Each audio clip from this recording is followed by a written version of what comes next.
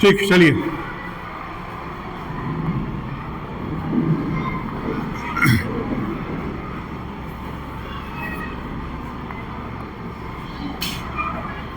Reflection and refraction. सबसे पहले कुछ बेसिक चीजें जहां से चैप्टर मेनली क्लास 10th का स्टार्ट होता है। 10th का जो चैप्टर है लाइट का, वो बेसिकली कहां से स्टार्ट होता है?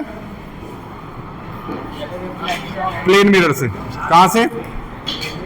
प्लेन मिरर से। उसके पहले कुछ छोटी चीजें जान लें। पता नहीं क्यों टेढ़ा आ रहा है, कुछ स्टैंड में ही प्रॉब्लम है क्या? कुछ पैर वैर नहीं लगा रहे तुम? तुम्हारे पे भी थोड़ा भरोसा करना पड़ता है।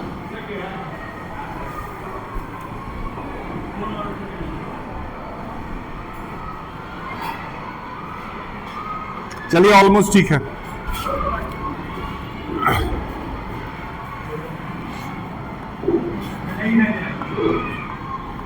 लाइट डिफाइन करते हैं पहले। लाइट डिफाइन करिए, लाइट डिफाइन करिए, फटाक से आगे निकले। Bouncing back of light is not light. Light define light. Light is a not a source of energy. Light is a form of energy. Light is a form of energy. बस यहीं तक। और कुछ आगे? अरे भैया, ये चैप्टर तुम लोग एक बार पूरा कंप्लीट पढ़ चुके हो, कुछ तो इज्जत रखो। बताओ। Light is a form of energy which creates sensation, which creates sensation of vision,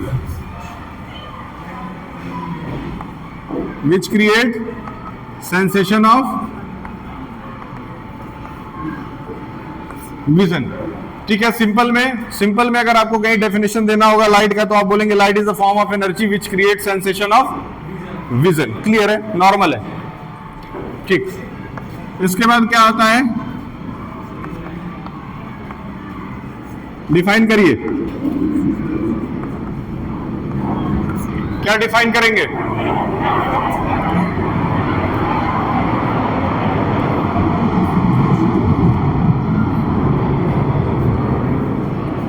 देखो, क्लास में पढ़ने का मतलब है इंटरेक्ट करना। जितना ज्यादा आप टीचर से क्लास में बात करेंगे, उतना ज्यादा वो क्लास आपके लिए ज्यादा बेहतर होगा। ठीक है। टीचर से बात करना बहुत जरूरी क्लास के अंदर, क्योंकि जब भी आप मुंह बंद रखेंगे, शांत होंगे, आपका दिमाग शांत होगा, नींद आएगा। तो इसीलिए बात करते रहिए टीचर से। रिफ्लेक्शन ऑफ लाइट डिफाइन करिए। द बाउंसिंग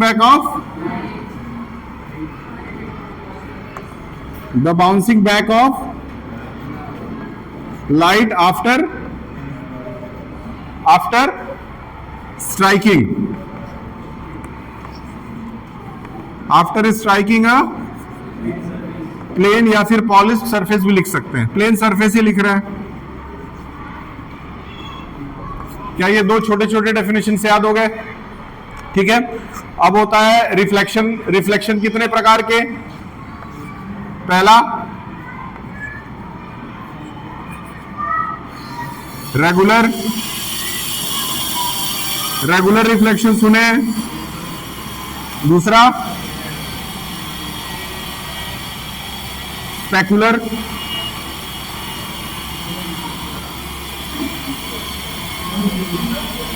स्पेकुलर को हम लोग और किस नाम से जानते हैं? स्पेकुलर को हम लोग इर्रेगुलर भी कहते हैं। ठीक है, याद रखिए। इसको और किस नाम से जानते हैं? चलिए,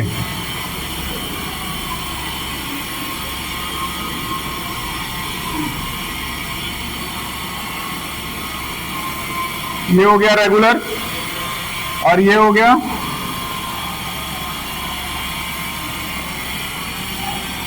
स्पेकुलर। क्लियर है? ये मेरे ख्याल से 7th या 8th में पढ़ाया गया होगा। कोई बड़ी बात नहीं है, ये बेसिक है।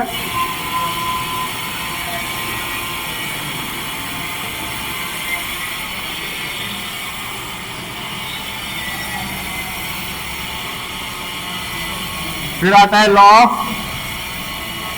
ऑफ लॉ ऑफ रिफ्लेक्शन कौन बताएगा?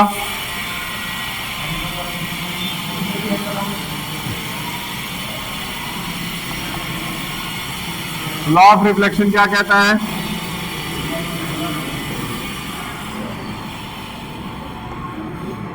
ठीक, लॉ ऑफ रिफ्लेक्शन क्या कहता है? Incident ray, reflected ray. कौन सा रे है ये? देखो इसमें से कुछ भी 10th में आएगा नहीं, इसमें से अभी जो पढ़ा रहा है कुछ भी 10th में नहीं आएगा, इसीलिए मेरा स्पीड फास्ट है।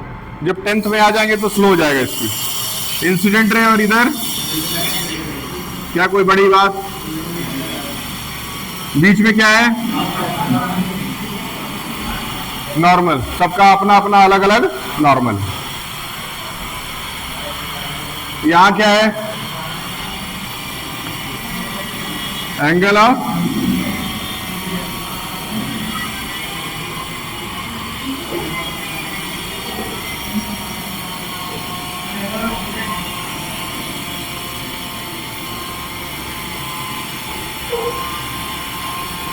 और इधर क्या है?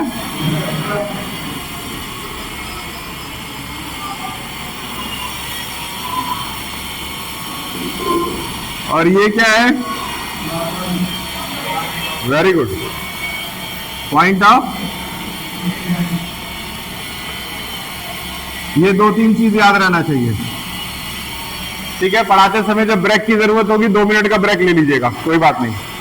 बताइए इतना क्लियर है? क्या ये समझ में आ रहा है? क्या नोट करने में दिक्कत है? कर लो। पहला लॉ बताइए।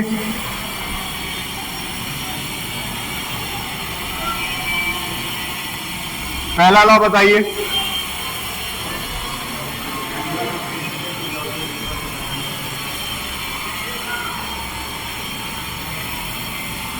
एंगल ऑफ इंसिडेंस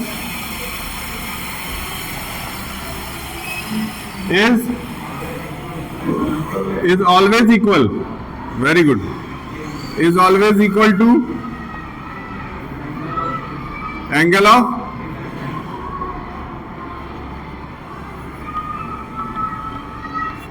दूसरा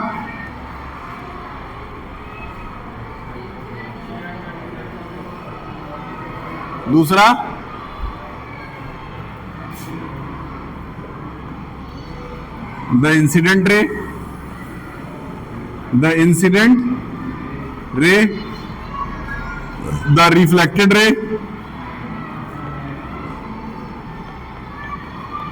and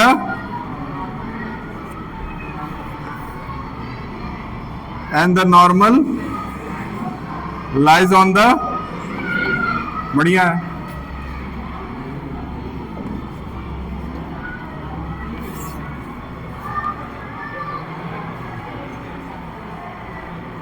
रिफ्लेक्शन के लॉज ऑफ रिफ्लेक्शन के बारे में एटलीस्ट इतना पता होगा तो काम चल जाएगा। एक चीज बढ़ा देना है इसमें, angle I is equal to angle लिखते हैं ना, तो इसमें आप ये भी लिख सकते हैं sine I is equal to sine R. तो देखिए अब साइन आई जब इधर रहेगा और साइन आर नीचे आ जाएगा तो इज इक्वल टू क्या बन जाएगा? के लिख सकते हैं, एन लिख सकते हैं, क्या बन जाएगा? कांस्टेंट। इतना पता होना चाहिए। क्या चीज? बेसिकली ये स्नेल्स लॉ में यूज किया जाता है, लेकिन आप यहां भी यूज कर सकते हैं। कोई गलती वाली बात इसमें नहीं है, वही आएगा क्योंकि दोनों का एंगल इक्वल है।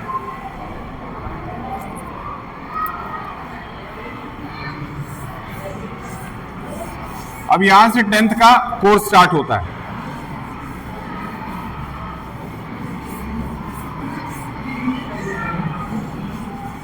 टेंथ के कोर्स में जो सबसे पहले वो टॉपिक बनाता है वो क्या बनाता है? Plane mirror. क्या बनाता है?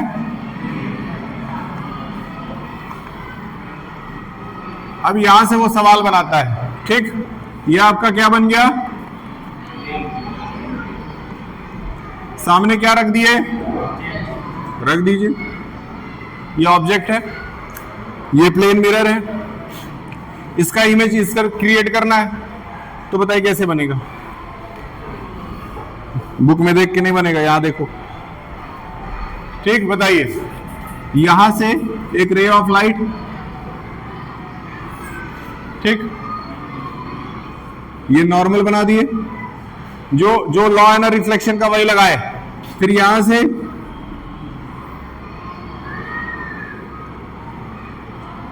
दोनों तरफ लगा दिए। अब ये दोनों लाइनें किधर आ रही हैं? ठीक है, इमेज का फॉर्मेशन कहां होता है? मिरर के पीछे। इसलिए ये दोनों क्या हो जाएंगे? वर्चुअली एक्सटेंड किए जाएंगे। जब ये वर्चुअली आगे जाएंगे तो कहीं ना कहीं एक जगह जहां ऑब्जेक्ट है, थोड़ा सा इमेज मेरा ऊपर हो गया है, इसको और थोड़ा सा नीचे बनाते हैं।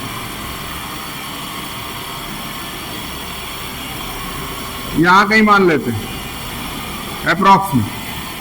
ये क्या हो गया और ये क्या है? ये क्या है भैया? ये डिस्टेंस क्या है? हाँ, ये डिस्टेंस क्या है? ऑब्जेक्ट किससे रिप्रेजेंट करेंगे? ये क्या है? किससे रिप्रेजेंट करेंगे? किससे रिप्रेजेंट करेंगे? है ना, U और V से, याद रहेगा।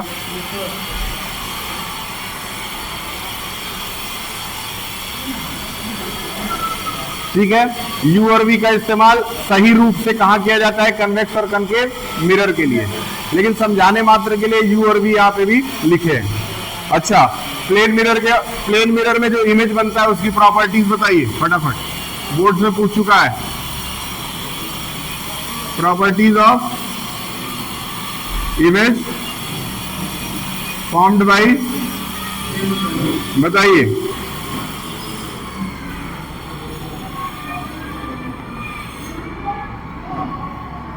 पहला,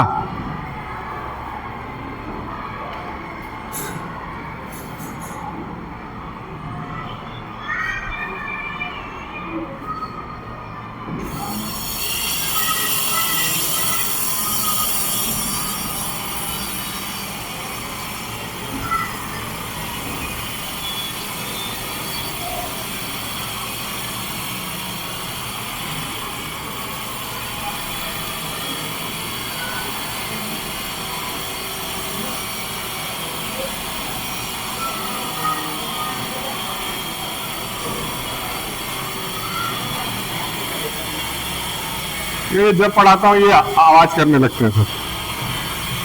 पहला क्या होगा?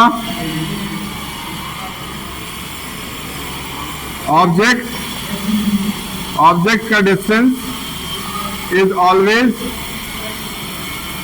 Equal to the image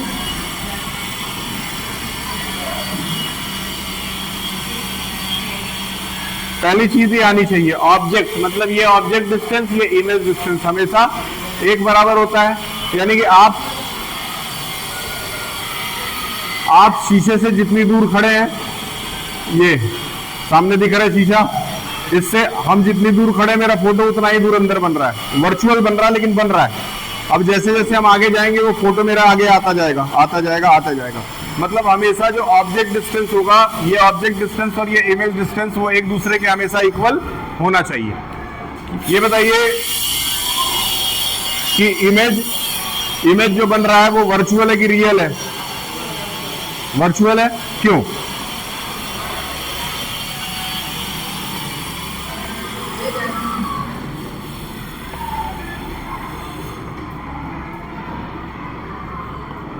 virtual क्यों है?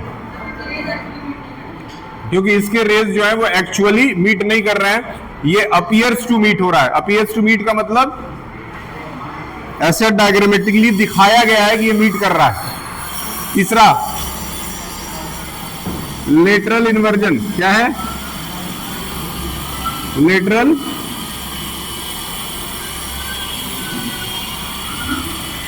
लेटरल इन्वर्जन होता है इसमें। लेटरल इन्वर्जन का क्या मतलब है? राइट टू लेफ्ट दिखाई देगा, यानी कि राइट हाथ कर रहे हैं तो उसका लेफ्ट वहां दिख रहा है। और कोई property, image is always formed behind the mirror. कहा? Image is always formed behind the mirror, याद रहे। इमेज इज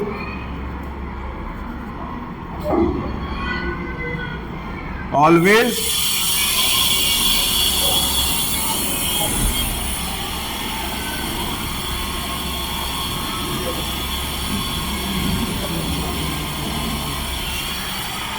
क्लियर है?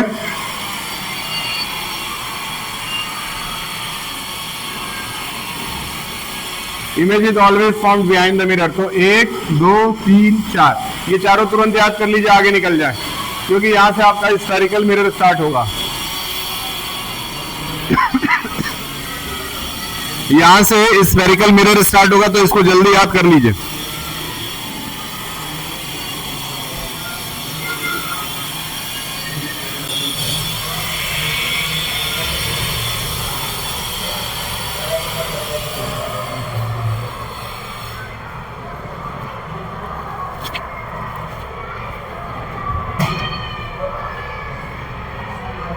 याद हो गया?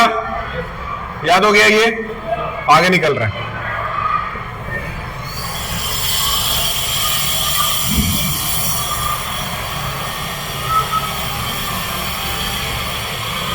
अब इसमें एक न्यूमेरिकल है, जरा देखिए।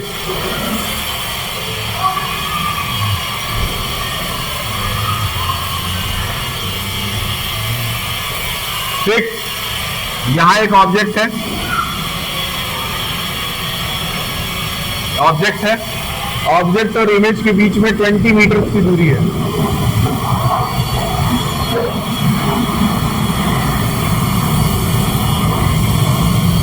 ऑब्जेक्ट और इमेज के बीच में, ऑब्जेक्ट और इमेज के बीच में कितनी दूरी है? 20 मीटर्स। सवाल कह रहा है, सवाल कह रहा है कि सपोज इमेज यहां आ गया। क्या हो गया? फोन आ रहा है। अच्छा, बैटरी।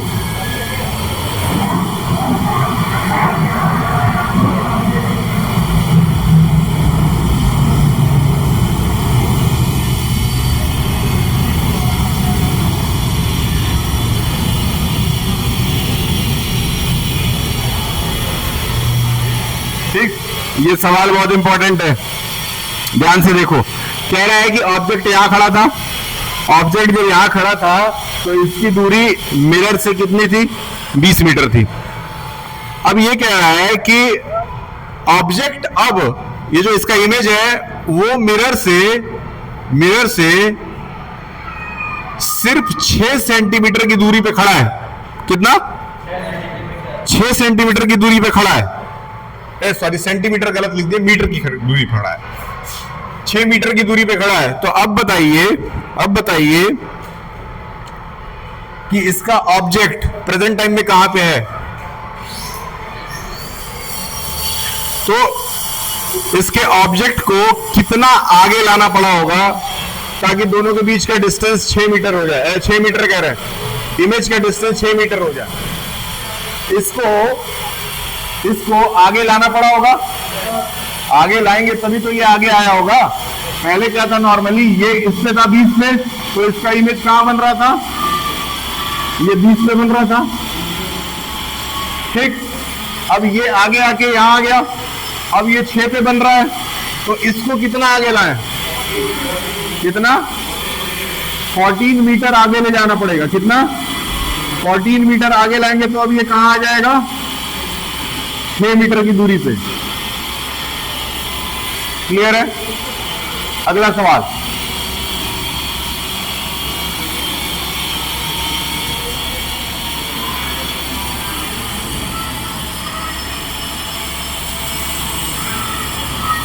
ऑब्जेक्ट है,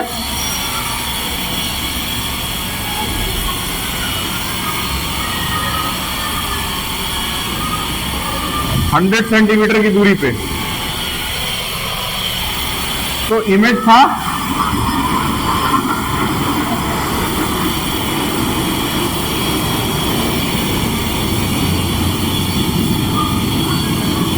क्लियर है? जितना ऑब्जेक्ट था उतना ही इमेज का भी डिस्टेंस था, ये तो क्लियर है।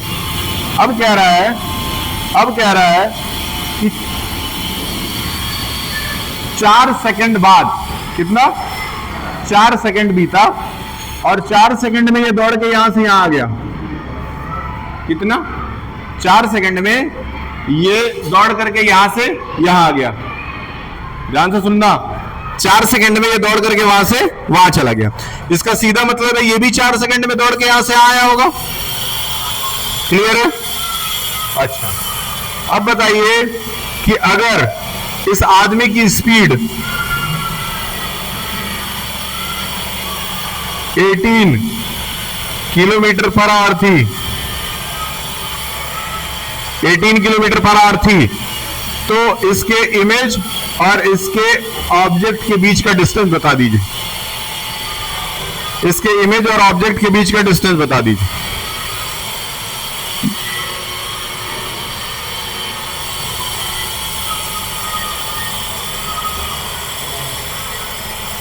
मेरे ख्याल से पेन कॉपी से लगेगा।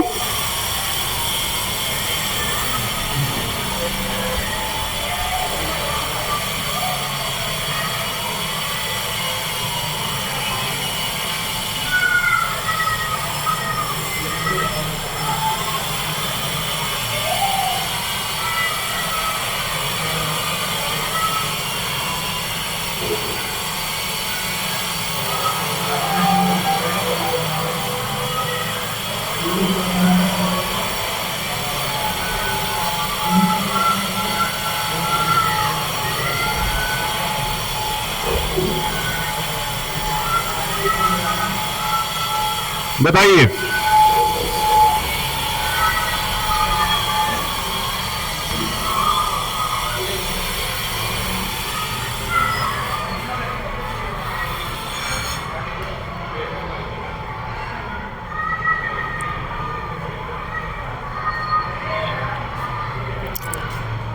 सवाल लगाने की कोशिश करें।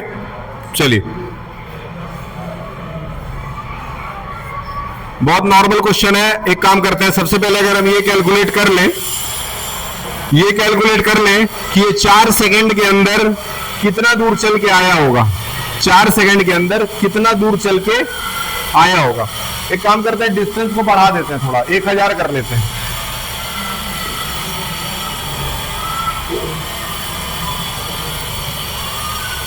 ठीक है, चलिए बताइए। सबसे पहले आपका टाइम कितना दिया है? टाइम कितना है? 4 सेकेंड्स।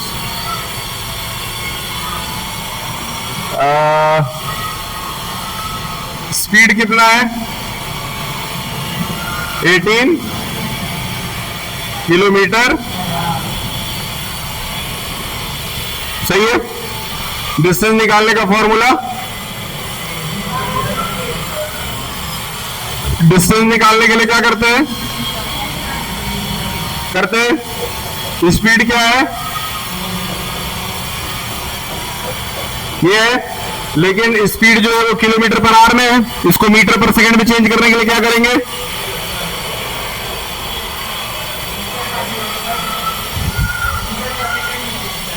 हाँ, किलोमीटर पर आवर को मीटर पर सेकंड में चेंज करने के लिए क्या करेंगे? 5/18 से मल्टीप्लाई कर देंगे। सही है।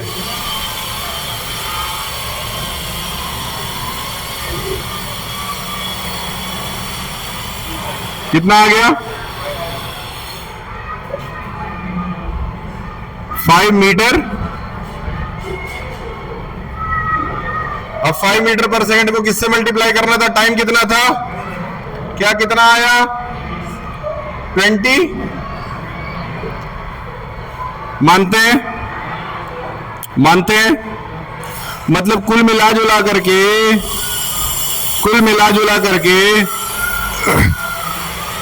ये 20 मीटर चलेगा। कितने सेकंड में? 4 सेकंड में। अब यहां पे हुआ क्या है? यहां पे तो हमने कितना सेकंड लिया था? कितना सेंटीमीटर? 1000 सेंटीमीटर लिया है।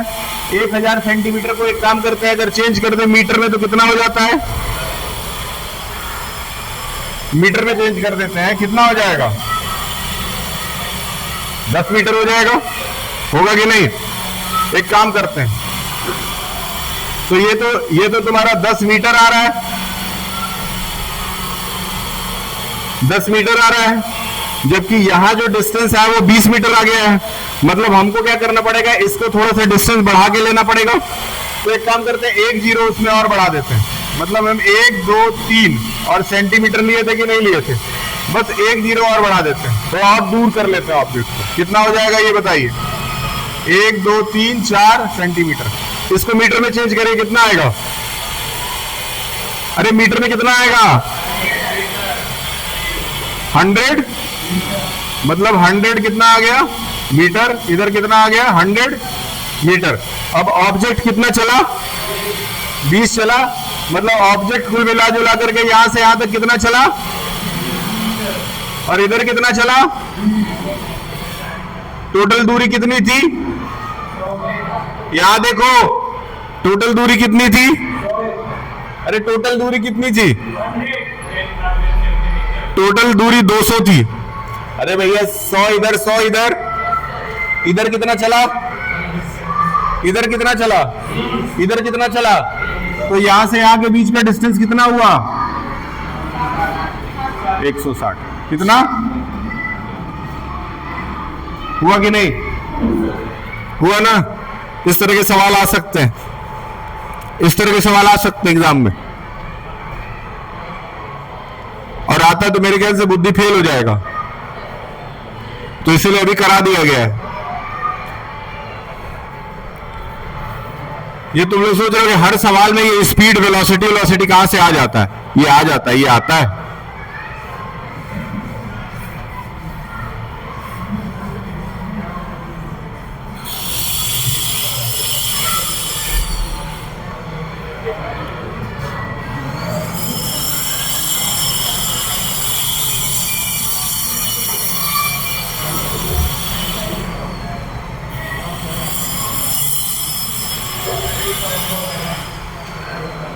बहुत ध्यान सुनिए, एक इमेज है, सिर्फ इमेज बनाया हूं, और ये इमेज जो है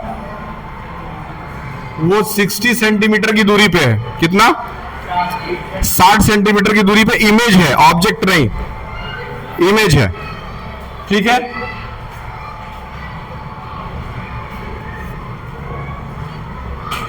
अगर इमेज को, ध्यान से सुनो, ध्यान से सुनना, अगर इमेज को ऑब्जेक्ट से 180 सेंटीमीटर दूर रखना है, कितना? अगर इमेज को ऑब्जेक्ट से 180 सेंटीमीटर दूर रखना है, 180 सेंटीमीटर, तो ऑब्जेक्ट कहां पे था? तो ऑब्जेक्ट कहां पे था?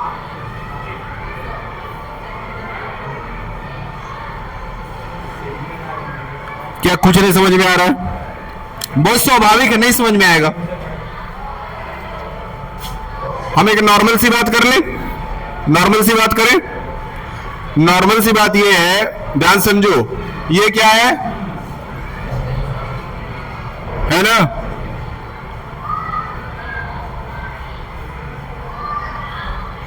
बर्फ और अपने ना गिर रहा है। कह रहा है कि ऑब्जेक्ट को इमेज से अगर 180 सेंटीमीटर दूर रखना है, इसका मतलब 90 इधर और 90 इधर होना चाहिए। नॉर्मल सी बात है, तो 90 इधर है तो 60 तो है ही, मतलब वो खिसक करके इधर चला आया होगा। तो ये कितनी दूरी हो गई? सही है, सही है। अब 180 सेंटीमीटर दूर रखने के लिए इसको पीछे कितना करना पड़ा? यह तो यही तो पूछा जा रहा है। अब ये टोटल कितना हो गया? हुआ कि नहीं? तो इसका मतलब इमेज का ऑब्जेक्ट क्या होना चाहिए? ऑब्जेक्ट इधर कितना होना चाहिए? 90 मीटर की दूरी पे, 90 सेंटीमीटर की दूरी पे। अब बताओ इमेज और ऑब्जेक्ट के बीच में डिस्टेंस कितना है? बताओ, सोचना पड़ेगा ना। नहीं समझ में आ रहा? ठीक है, एक जेई का सवाल पूछते हैं।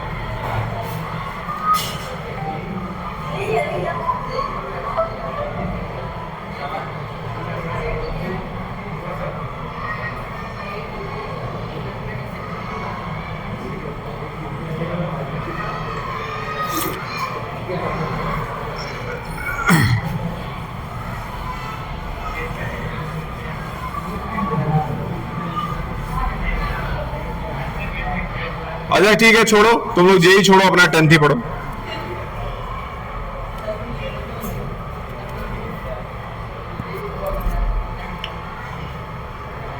क्या थोड़ा बहुत भी समझ में नहीं आया? इस तरह के क्वेश्चंस आ सकते हैं, हल्के मत लीजिएगा ये सारी चीजों। वही चैप्टर जो अभी एक बार आप पढ़ रखे हैं, वही चैप्टर जो एक बार आप ऊपर से पढ़ पढ़ के चले गए, समुद्र के ऊपर से कोई पक्षी उड़ के चली गई, उसको लगा ऐसे ब्लू ब्लू कुछ नजर आ रहा है, समझ में आया? लेकिन पानी के अंदर की बात तो वेल ही को पता है ना, पानी के अंदर क्या चल रहा है वो तो वेल को पता है, तो वेल बनना पड़ेगा। अगला सवाल,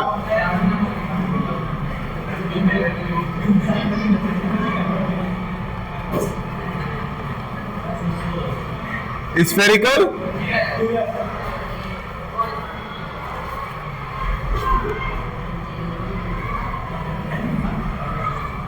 क्या एक लगभग सर्किल है? इस सर्किल को दो जगह से काटिए, राइट हैंड साइड से, लेफ्ट हैंड साइड से।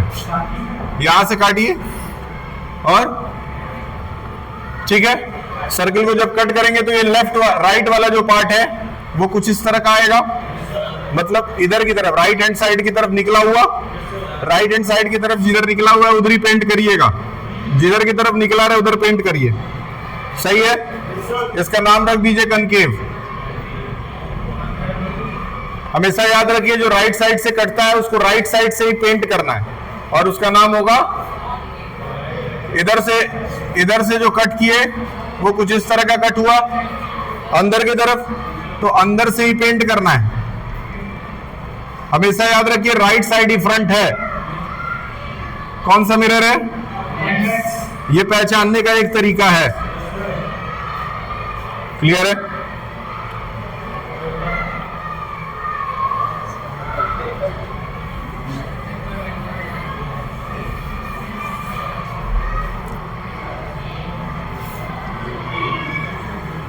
ठीक, बीचों बीच से एक इमेजिनरी लाइन बनाए, इसका नाम क्या है?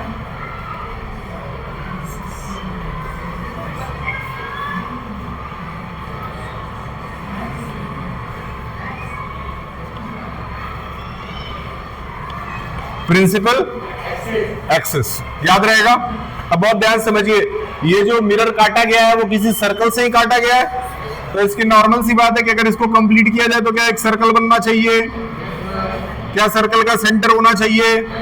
सर्कल का centre he centre of curvature होता है। क्या होता है?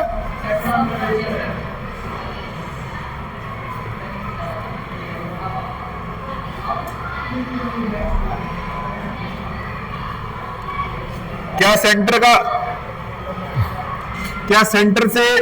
सेंटर से सर्कल की दूरी को रेडियस कहते हैं, तो ये क्या बन जाता है? रेडियस ऑफ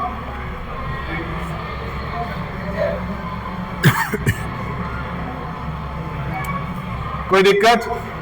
क्या रेडियस को आधा आधा किया जा सकता है? कर दीजिए। यहां क्या आ जाएगा? सेंटर का आधा क्या? आर का आधा एफ, यानी कि F is equal to R upon पहला फॉर्मूला, ठीक है?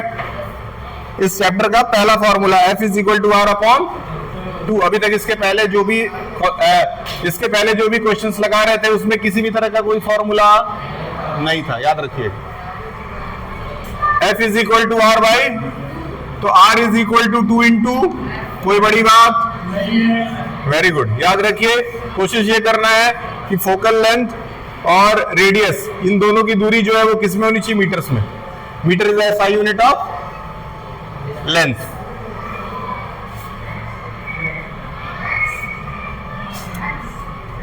ये वाला पॉइंट जो है वो क्या कहलाएगा? याद रहे, सिंपल। कोई बता सकता है कि इसको क्या कहते हैं? हाँ, वेरी गुड, क्या कहते हैं? अपर्चर का मतलब?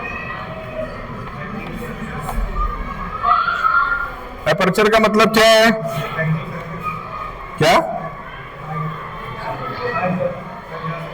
अपर्चर उस पार्ट को दिखाता है, मिरर के उस पार्ट को दिखाता है जहां पे रिफ्लेक्शन पॉसिबल है। It is the part of the mirror where reflection is possible. याद रखिएगा अपर्चर। अपर्चर का डेफिनेशन नहीं पूछता है, इसलिए बेसिकली इतना याद रखना है। अच्छा ये चीज याद हो गया, तो अब एक चीज और बताइए,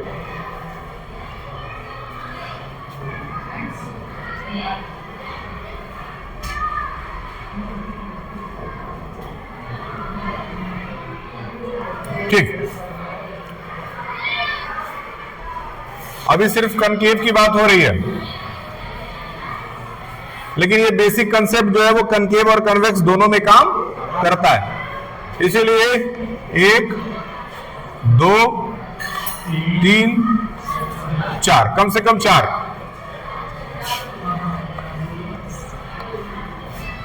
अभी फिलहाल 4। वैसे जरूरत हमेशा कितने रूल्स की पड़ती है? 2 रूल के हेल्प से कोई भी इमेज बनाया जा सकता है, लेकिन स्टार्टिंग में 4 कम से कम बेसिक जान लेते हैं। ये कनकेव है,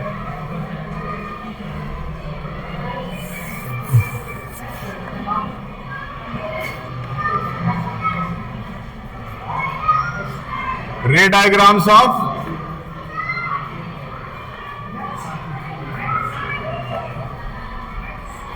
देखिए पहला रूल क्या कहता है, जब रे ऑफ लाइट पैरेलल जाएगा प्रिंसिपल एक्सिस के तो वो हमेशा फोकस से क्रॉस आउट होगा। फोकस से क्रॉस आउट होने का मतलब क्या कि यहां कहीं आपने क्या बना रखा है, फोकस, वो वहां से क्रॉस आउट हो जाएगा। क्लियर है? दूसरा रूल क्या कहता है कि रे ऑफ लाइट अगर पोल पे टकराएगा तो वो रिफ्लेक्ट होकर के दूसरे डायरेक्शन में निकल जाएगा। तीसरा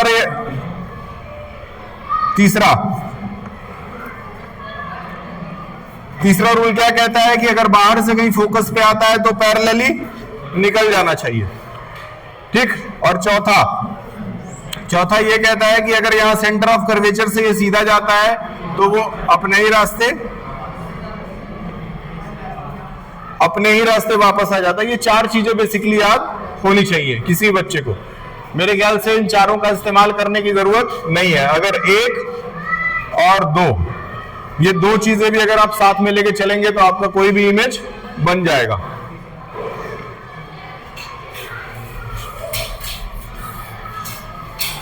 ठीक है, 2 मिनट ब्रेक ले लीजिए, पानी पी लीजिए।